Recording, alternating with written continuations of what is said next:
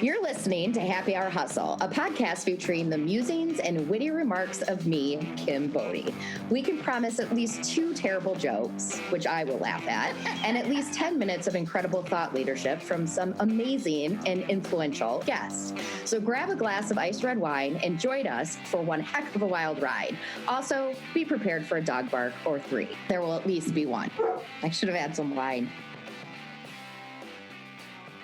Welcome, everyone, to another edition of the Happy Hour Hustle. We're ready to have some fun today. Woohoo! So that's not me doing that. That's Jules, who's our PR manager. We'll introduce her in a second. First, I want to introduce this new segment we're doing, which is called This Week, or Week in Media. And we wanted to do this because, A, we're PR people, and also we're on the Forbes list, in case you forgot. But also because a lot of weird shit happens within a week for the media. All the time.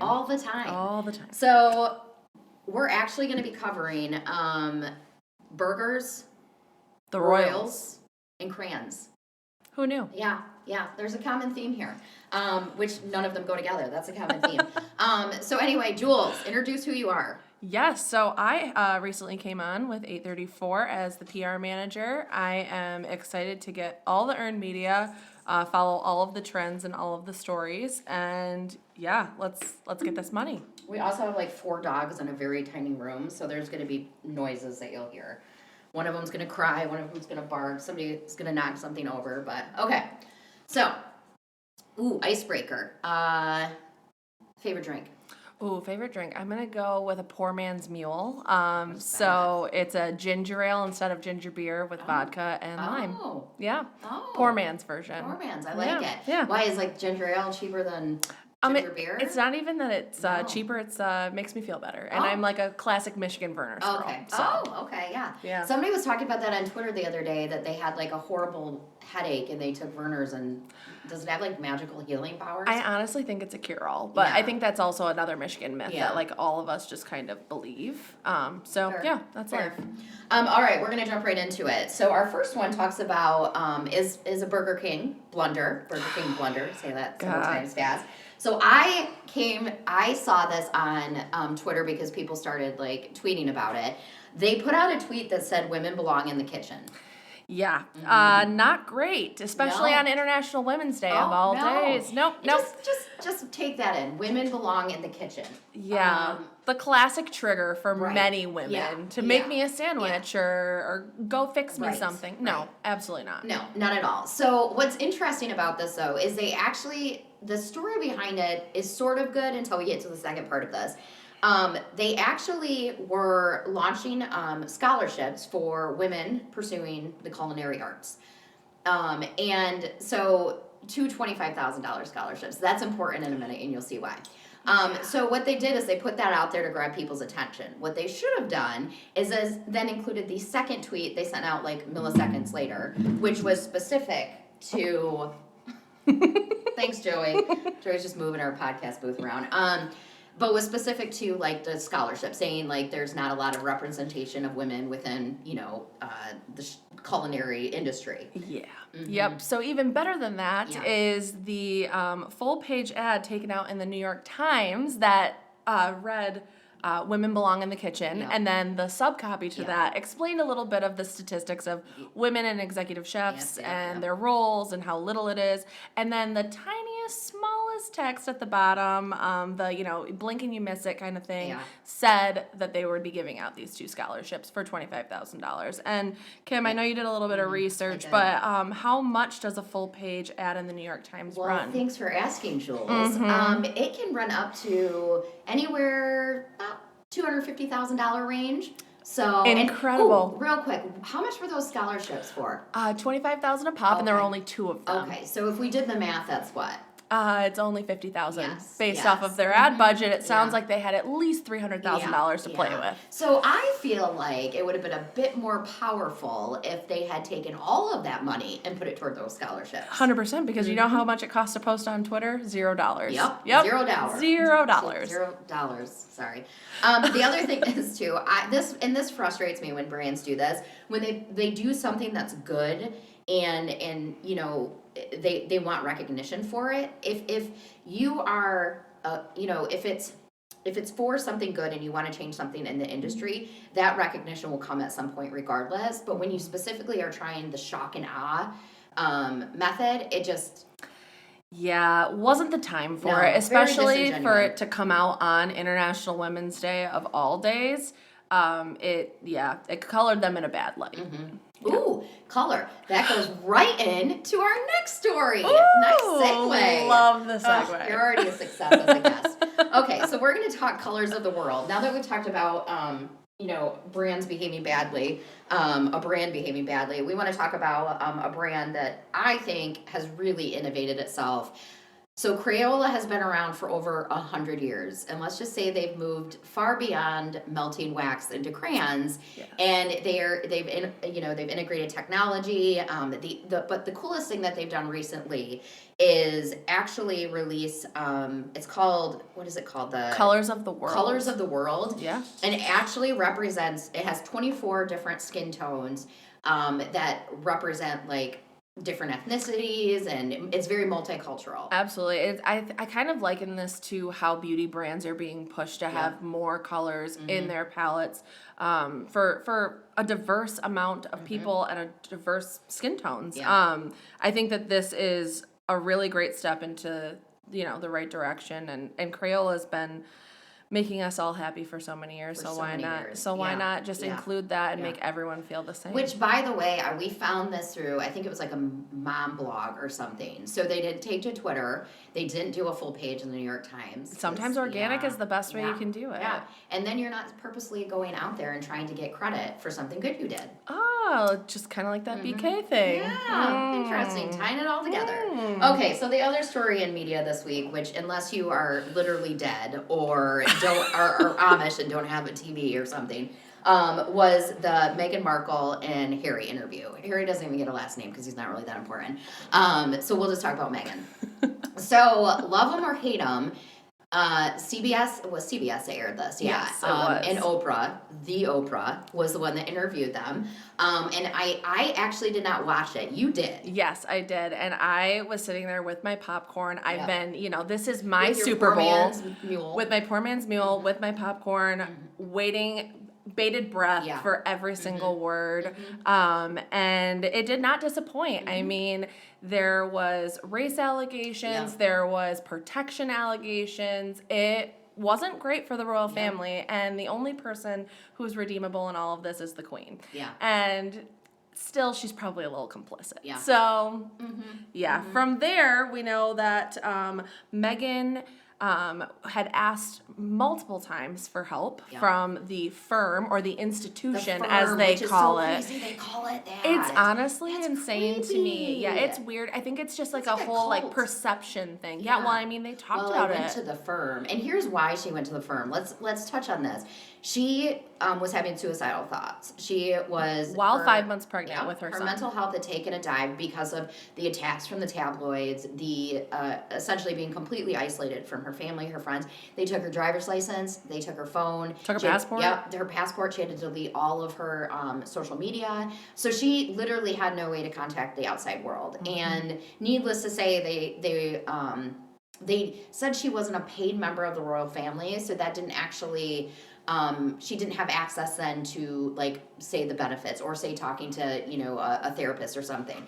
So she would have to go out and seek her own help, which was actually impossible because she wasn't allowed to. Right. She's stuck in this limbo state. Yeah. She's living her days in this palace, which by any other person's, viewpoint, they'd say, well, how bad could it have been? Well, when everyone's attacking your character and there's an assassination against you and your race, and these people are known colonizers, I mean, it's probably not a great feeling, and she's also left in the dark about all of it. Well, and nobody in the royal family stepped up and said a thing. Nobody defended her. Nobody said, and I think, Kate, for example, has always been viewed pretty favorably, and she's married to the older William. Yes, yep. The balding one who looks like Charles. Yes, yeah. Yeah, with the sausage fingers. We can talk about it later. Sad.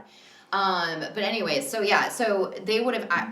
I think they have, and I don't know. I'm speaking off the cuff. I don't have research on it, but I do believe that they have protected her in the past, or they've gone out and defended her, or Absolutely. Yeah, I think one of the most striking parts of the interview for me was when Oprah pulled up different Daily Mail pieces about Kate and her pregnancy yes. and Meghan Markle and her pregnancy, and one of them was like, Kate mitigates her morning sickness with an avocado smoothie, but then when it is with Meghan, it's about how it's millennials are taking over with their avocado, and it's ruining like the ecosystem and all of this, and basically blaming Meghan Markle for this. Oh yes, for the climate change. Yes, obviously. climate change. Yeah, immediately. Yeah. So I think it's the juxtaposition of these two women against each other, and it's seems to be rooted basically on their race at the end of the day.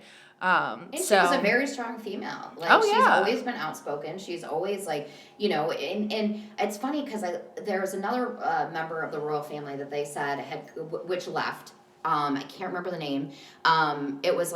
It was Charles' brother left, and he married an American woman that was also divorced, and it's a weird pattern, if you ask me. I mean, look at Harry's mother. Yeah. Look at Harry and William's mother. Yeah. I mean, Diana literally died at the hands of the press. Yeah. And it's really sad, and I'm really happy that Harry took it into his own hands and said, hey, the only option for us is to leave to save my family. And that's exactly what they did. And I think that they're getting a lot of hate and attack from the media now because they left, and there's all this spin around it.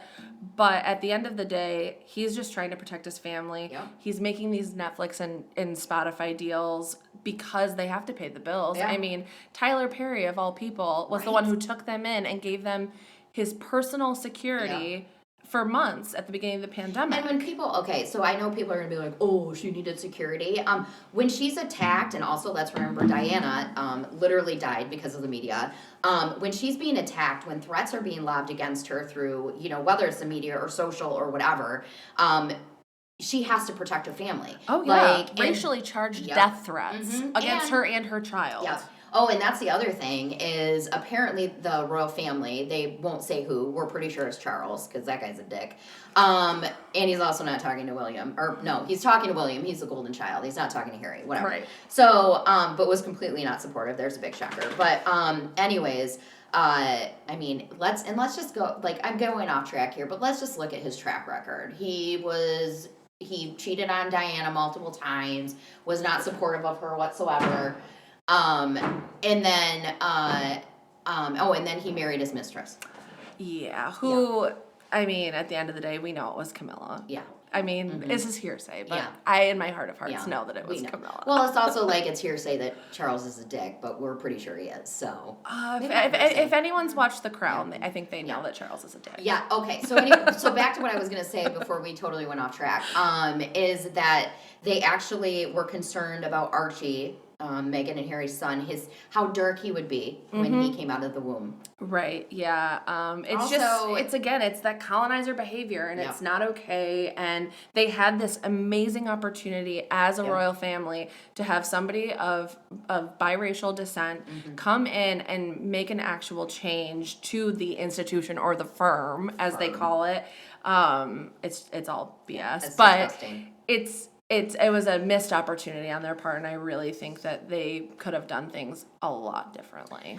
I remember when Meghan first made the choice to marry Harry, and because I was very angry about it. I think I actually wrote a blog about it. You guys can search for that later.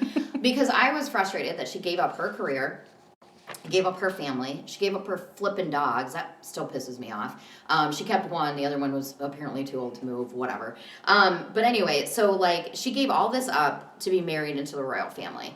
And I was like, that is not a modern woman. That to me is really frustrating. Why can't she have her own life? And then you hear her in this interview, and she's so incredibly brave and thoughtful and well-spoken and clearly intelligent. Oh, yeah. And she made the decision. And what's interesting is Harry saying that he didn't realize he was also trapped in the firm. Stupid. It's just like a new way to call it a cult. Yeah. I mean, at the end of the day, they're doing it for like an elevated status, and to call it the firm or the institution, I think they're interchanged. Yeah. Is ridiculous. It's your family plus your staff. Yeah. And to call it that is just, it's so foreign to me. And I mean, it is a foreign thing, but like, it's so weird. It's not okay. Well, and they're trying, and now there's these bullying claims, which are utter horseshit. And like, it's just like you could have stepped up. And by the way, the royal family is not relevant people. They have no political status. They have no role in governing the UK. So, just so you know.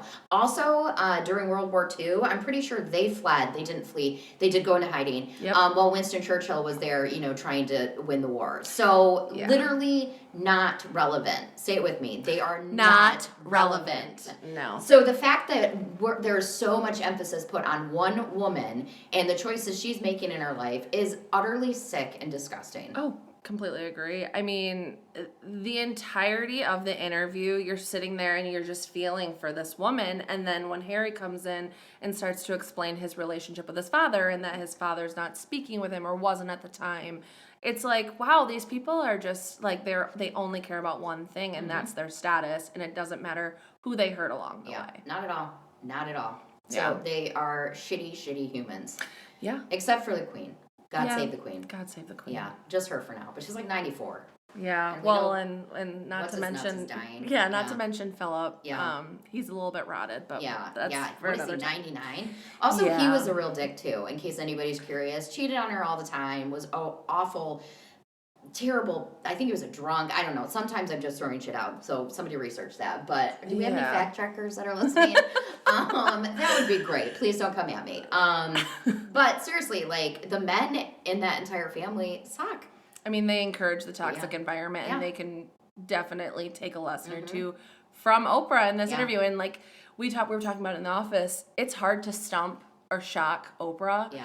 And she was shocked a couple of times during this interview, and you're just like, holy crap. And that woman has seen it all. 100%. Yeah. Yeah. We want to see her do Britney next, but that's just me. Oh, yes. Free Britney. Free Britney. Don't even get me started on how weird her Instagram is. I mean, it's a cry for help for sure. Yeah. So. Which brings me back to mental illness. One of the things that I saw literally on International Women's Day was the men and women attacking Meghan Markle. And mental illness does not discriminate. It doesn't matter what your status is. It doesn't matter how rich you are. It doesn't matter how put together or how great your life is. It does not discriminate. And it is disgusting to me that there are people mansplaining that can't possibly be what she went through or how she feels. Well, and on top of that, there's also women who are trying to tear her down. It's the Bethany Frankels of the world. It's like, okay, you're a former housewife. Why are you relevant? Right, you're not. And to tear down other women, especially on International Women's Day, during Women's History Month, at all ever, is ridiculous. Oh, yeah, and then they're like, oh, the timing of this interview. Well, when exactly would it have been a good time, guys? But maybe if you just told us, we could have got it on your calendar. It honestly, it all goes back to the race thing. I mean, they did the same thing with the kneeling is the wrong way to protest, and there's all these other things. So, like, everything is intertwined, and it's just making the concerted decision to be a good person and be kind to other people. Be kind. Let's literally leave it at that. That's fine. Kind. Be kind. We've literally talked about, women in the kitchen. Interesting during Women's History Month. Burger King really screwed that up. Crayola, which I'm going to go and buy these crayons and I don't color. And then obviously the monarchy. Perfect way to put it. Yeah. So, or the firm. Abolish the monarchy. Yeah. Abolish it. That's our cry. Love it. That's our cry. So anyway, that was This Week in Media. Join Jules and I for our next upcoming spirited discussion when we discuss another week in media. Hope some shit goes real awry. Haywire, if you will.